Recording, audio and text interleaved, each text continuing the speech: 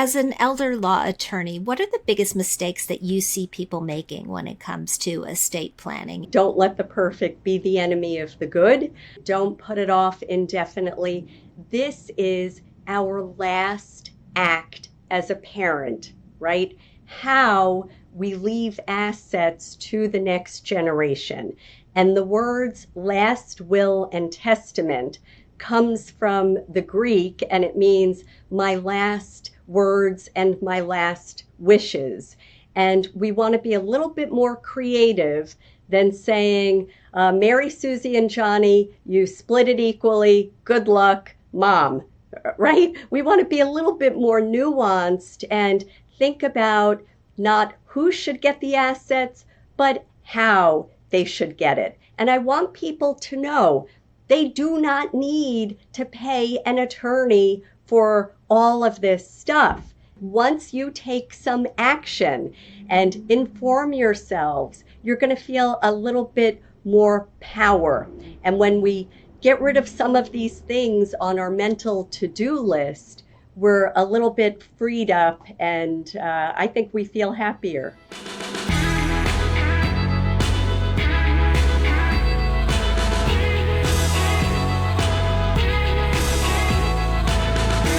Hey everybody, welcome to Her Money. I'm Jean Chatzky. Thank you so much for being here today.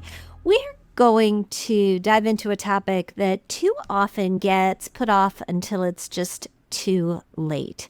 How to protect the wealth that you have worked so hard to build, not just for yourself, but for the people that you love. According to Investopedia, the average inheritance in the United States is $46,000. That's meaningful money. It's money you've earned, saved, invested, and making sure that it's used wisely, even after you're no longer around to shepherd it, that's part of building a lasting legacy. We talk about estate planning on this show, and often we delve into wills and living wills and durable powers of attorney, but it's more than that. It's about avoiding costly mistakes that can undo years or decades of smart financial decisions. It means putting the right documents in place to ensure that your financial future is legally secure, that your wishes are honored, and that the people who count on you are protected. That's why I am thrilled to welcome Ann-Margaret Carrozza to the show. She is a powerhouse elder law attorney who has spent decades helping families make smart legal choices. You can catch her every Sunday morning on WOR, the New York radio station, where she hosts the Laws of Your Money radio show. From the ins and outs of trusts to the dangers of conservatorships to protecting your home without giving up control, she is here to share the playbook that we all need. Welcome. So nice to see you. Thanks for having me, Jean. I'm a huge fan, so I'm thrilled to be with you today. Well, right back at you. As an elder law attorney, what are the biggest mistakes that you see people making when it comes to estate planning? Is it just putting it off until it's too late, or is there something else in the mix? I think there are a few things. It is, I say to people, don't let the perfect be the enemy of the good, right? It's better to have something and we can amend it and change it as life goes on. The single biggest mistake is taking the house. Now, an eye-popping percentage of Americans over 65 years old own their own homes. And there is a practice out there of trying to keep things simple. They don't want to think about doing a trust. The topic gives them a headache. They don't think they have enough money to consider a trust. So what do? They, quote unquote, simply turn it over to their children. And right off the bat, rotten things will happen. I will lose my property tax exemptions. The original purchase price in 1978 becomes my children's cost basis to measure capital gains. I just want to stop you here because you're talking about when you say taking the house. what you're talking about is trying to pass your house along to your kids while you're still alive rather than at death. Yeah, so many people aware of the horrors and length of probate in their state of residence. We should all have a will, but the goal is not to have to rely on it because the will would go to probate. So a lot of folks with their home transfer it during their lives to their children, A, to avoid probate, and B, to protect it from the specter of long-term care claims. But a simple deed transfer to the children will result in them having to pay a lot of capital gains when they sell it. When my grandchildren apply for college financial aid, that house is now an asset that must be listed on the financial aid application, not to mention the 43% chance of my son, who now owns the home, being in a divorce. And now my soon-to-be ex-daughter-in-law would have an interest in it. So I tell people, don't do a simple transfer of the deed to your home to your children. Let's talk about what people should do. And I'd like to take it in order of complication. For many people out there, a simple estate plan is going to be sufficient. Let's talk about what a simple estate plan looks like these days and who that works for. So at its foundation, estate planning allows me to create documents called advance directives so that I can appoint folks who can ensure that my wishes are carried out later on if I am unable to do so. We want to have a healthcare proxy in place. You do not need an attorney to do a healthcare proxy. I was a New York State legislator involved with our state's healthcare proxy law. It is designed to be a DIY document.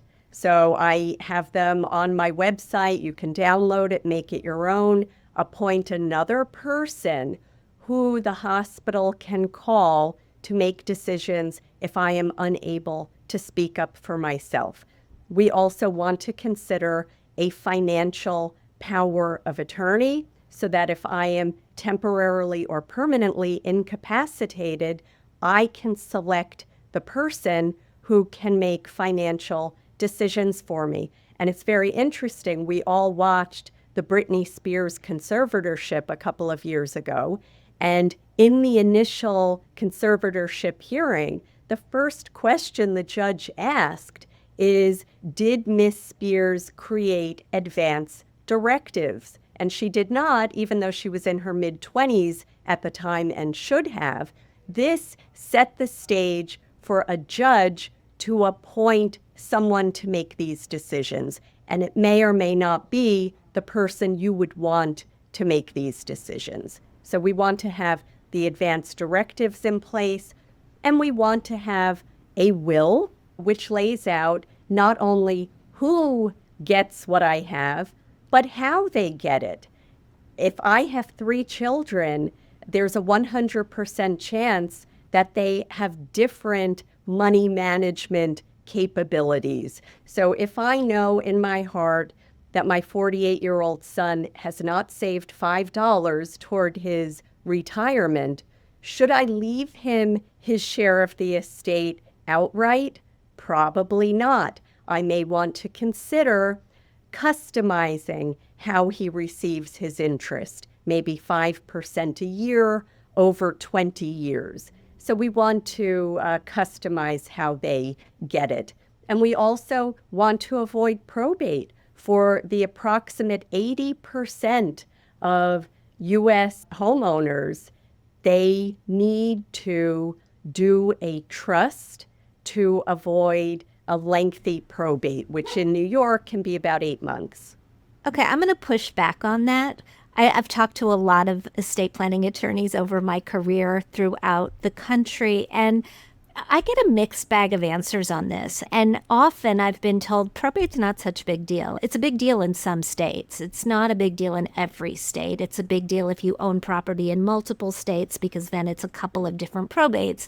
But for most people, this idea that you have to take the step of getting a living trust in order to avoid probate is an expense that you don't really need to stomach. Well, it is not an expense that you need to stomach if you are lucky enough not to need long-term care beyond the 100 days that Medicare and the supplement cover after I leave a hospital with a 3-day stay. So we want to think about protecting the real estate not only from probate, but also from long-term care claims, ordinary trip and fall. We're living in a very litigious society, and if the mail carrier takes a header off my front steps, it's really nice if that home is owned in an asset protection trust to give me some insulation against liabilities. When you start talking about protecting assets from long-term care costs, we're going down a road that we have not talked about on this show, I think, ever in 7 years. And you're heading into a field that is called Medicaid planning. That the idea is that by not owning your assets yourself, you can preserve the value of those assets for the generations to come or for your spouse, because in order to qualify for Medicaid, in order to have the government pick up the cost of your long-term care, you're only allowed to own a very, very small amount of assets outright. It's an area that's a little fraught. I know that a lot of people have varying opinions on Medicaid planning and whether it's trying to hedge the system in some way. I know the rules allow it, but can you sort of explain why there are these dueling perspectives on this field? I think it's a little bit of a myth that all asset protection trust planning has Medicaid eligibility as the end goal. Let's take someone who has a life insurance policy, and we know that life insurance is tax-free. It is not estate tax-free, however, right? So we want to have the ownership of this life insurance policy in a specialized trust so that my children don't have to pay 40% estate tax on the death benefit of that life insurance policy. So there are a lot of very good reasons to have a trust. Let's say I'm in a second marriage and I own the home, and my new younger spouse is telling me, okay, Ann, leave me the home. You know I'll take care of your kids later. Well, I would be a fool if I did that, because, then the asset is in the hands of a stranger. So I would be very well advised to do a trust in that situation and say that Fabio, if he survives me and if we're still married at the time of my death, he has a right to continue to occupy the property. I don't want to give him a life estate because he could move to Florida and rent the property out and he'd be collecting the rent. So we need some nuanced trust planning here. And I would draft a right of occupancy for Fabio that says he can stay there until the earlier of his voluntary departure, his death, his permanent stay in a nursing facility, his remarriage, on the condition that he pay all of the expenses, that he allow my adult children access to obtain their family photographs, etc. So, all of this trust planning is built from disasters that I see families have.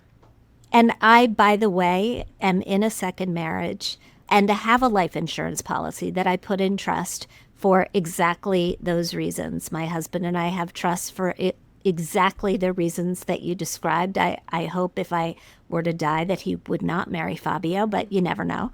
But specifically on the issue of Medicaid. Yeah, so Medicaid, there is currently a 5-year federal look-back period, and it is a sad reality that in the United States, Medicaid bears the cost of approximately 40% of all nursing home stays. Where I live, the average regional cost monthly of a good nursing home is $16,000 a month. So if I don't do any planning and I am privately paying, for the vast majority of folks, the private pay capability will only last so long, and then we are on the Medicaid program. So the question is, where do we draw the line? I have folks come into my office. I've had celebrities come into my office looking for Medicaid for a spouse. I don't take those cases, right? If someone has a reasonable amount of savings and they're looking to gird themselves against blowing through everything, hemorrhaging through their life savings, I will help that family to protect some portion of it. But I think, the whole notion of elder law attorneys helping people creatively hide assets to get onto this program, it's not quite the reality. It's more nuanced than that. Medicaid at the present time is the payer of last resort. I think the writing is on the wall. It's going to be harder and harder to access this Medicaid program. Prior to 2006, the so-called look-back period was 3 years. It's now 5 years. There's a bill in Congress that would make it 7 years.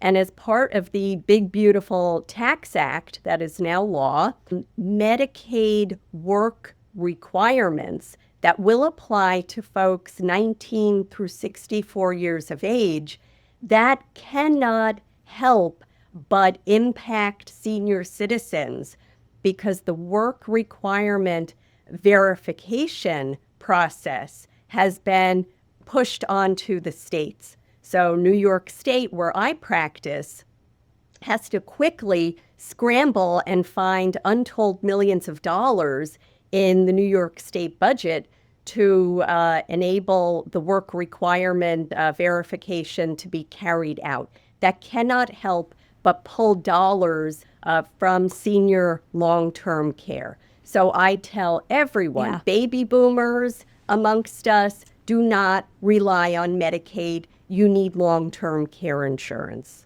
Yeah, if you can afford it. Absolutely. I want to get into the different kinds of trusts. We've been talking about a lot of them, and we haven't really defined them or what they do. I want to back up a little bit, and let's just talk about the different kinds of trusts and who might need them. There are revocable, irrevocable, testamentary, living. I know that some of them are the same thing, but it's a lot. Can you talk us through the main types and what makes sense for middle income families? So we've all heard of a living revocable trust, right? I don't know that we all have heard of that, so let's define it. It's very appealing psychologically. We create this document that allows us to retitle assets into it. So think of it like a little personal company. So this living revocable trust, it would be called, in my case, the Ann-Margaret Carrozza Living Trust. I can transfer property into it, and it will go automatically to my heirs at the date of my death. I think the misconception is that this document does anything above and beyond avoiding probate. And for someone who does not own a home, I would tell you, you don't need to do a living revocable trust because you can now avoid probate on every asset class by naming beneficiaries. So if you're listening to this and you don't own a home or a condo or a co-op apartment, then just make sure that you have beneficiaries listed on all of your financial instruments. And when you say revocable trust, and I want to get the details. Revocable means that you, the owner of that trust, can change it during your lifetime, correct? I mean, the difference between revocable and irrevocable, I think, is something important to understand. Absolutely. So a revocable or revocable trust, I am the grantor. I'm setting it up. I can also be called the settlor. I can be called the trustor. It all means the same thing. I will also be my trustee. So during my life, no one has any power to do anything with the assets in that trust other than me. I can get my hot little hands on those trust assets whenever I wish. Upon my death, the asset will go to whoever I've named as the beneficiaries on that living revocable trust. So again, it's super appealing psychologically. A lot of us get these cards in the mail, these invitations to go to these seminars for the Living Revocable Trust seminar. My mother goes to them to try and meet eligible men and get free snacks. But I think a revocable trust has its place. But think about it, to the extent that I, acting alone, can get my hot little hands on the assets whenever I want, so can my creditors. So it doesn't do anything. If I have a vacation home on, let's say, the Jersey Shore, and I own it in my name individually, and I'm in my home state of New York most of the time, I have no liability protection if someone breaks into the home while I'm not there and they hurt themselves. And yes, many of us have umbrella liability insurance policies, which are relatively affordable. And the reason they're relatively affordable is there are many limitations when you try to make a claim.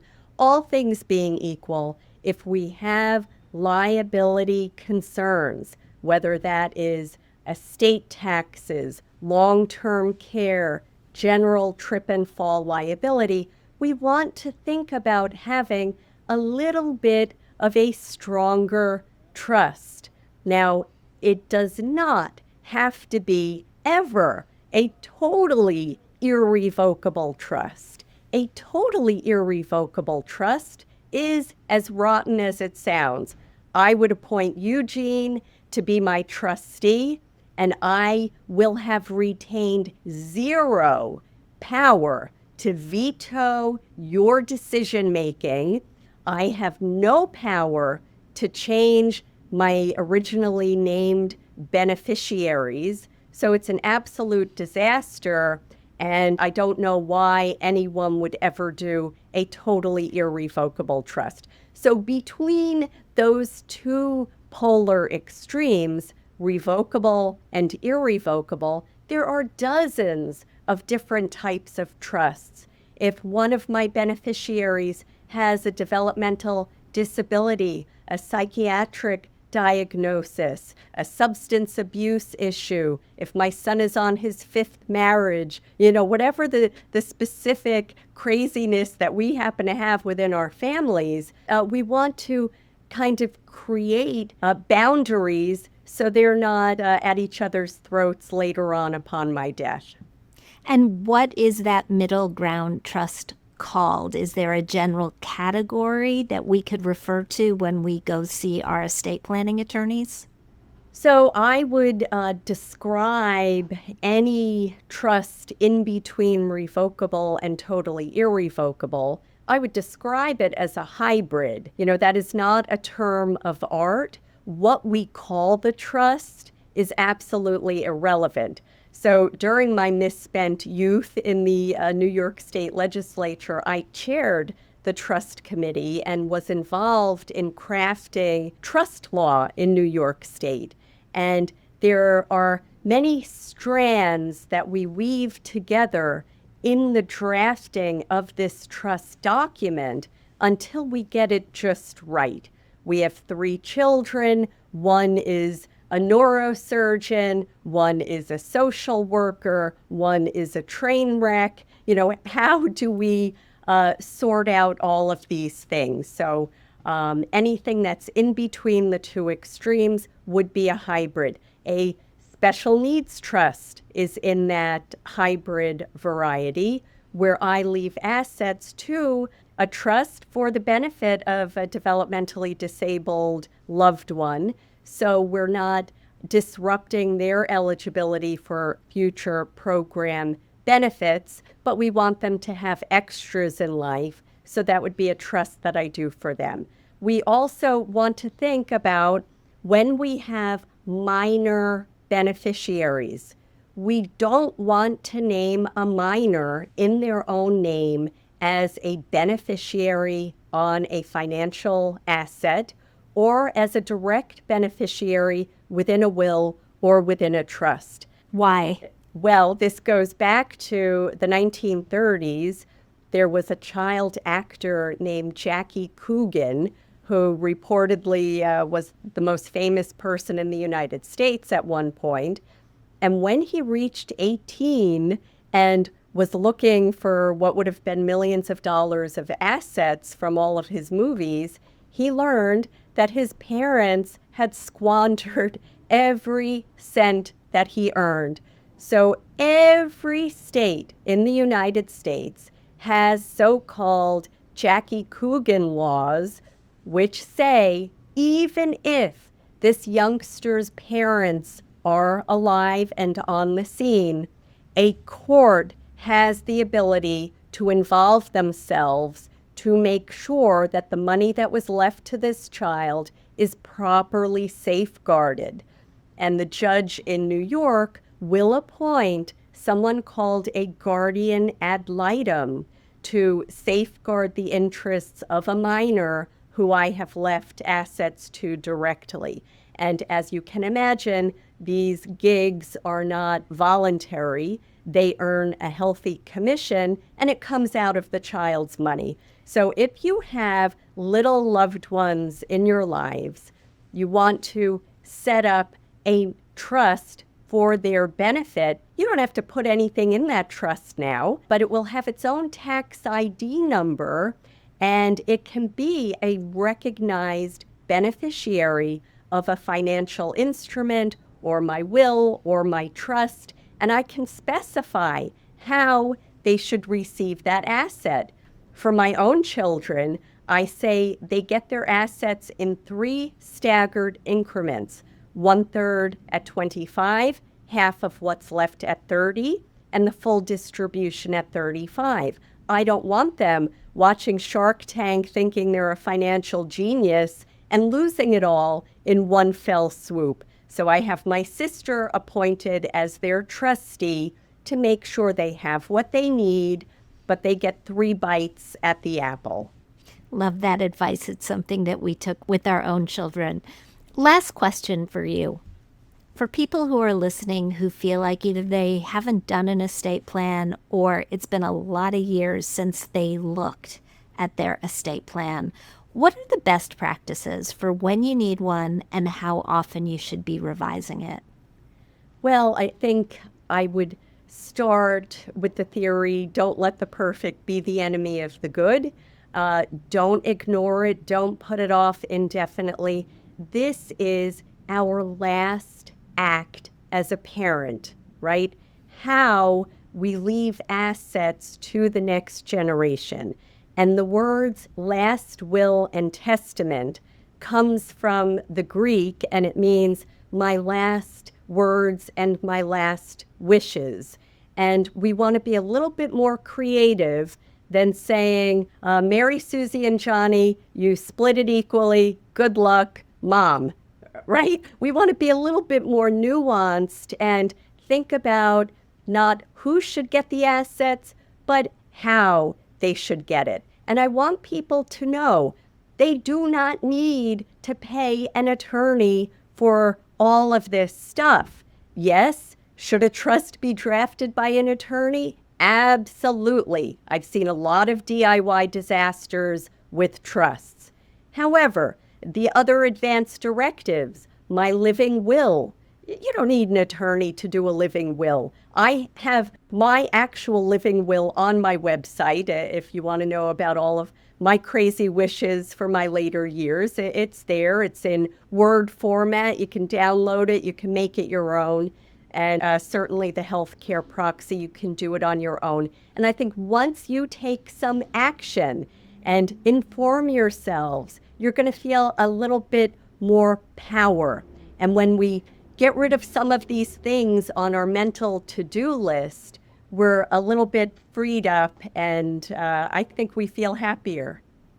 Absolutely. You talked about parents, but I do just want to emphasize having these documents are just as important if you are a single individual, if you're not a parent. Every adult needs to name someone to make decisions for them financially and about their health care. 100%. And I think it's more important for single people. And I have an article on my website, Estate Planning and the Single Girl. I want to make sure, even though I'm married and have kids, I have an 80% chance of surviving my husband. I have a 100% chance that my kids will be too busy to really take care of me in a meaningful way. So it is on me to put together an infrastructure right now for the future care and feeding of myself. And those are advanced directives. Ann-Margaret Carrozza, tell us where your website is so that our listeners can find it. MyLawyerAnn.com. And it's ANN without an E, just so it's clear for everybody. Thank you so much for being here, and thank you for the education. Thanks for having me, Jean.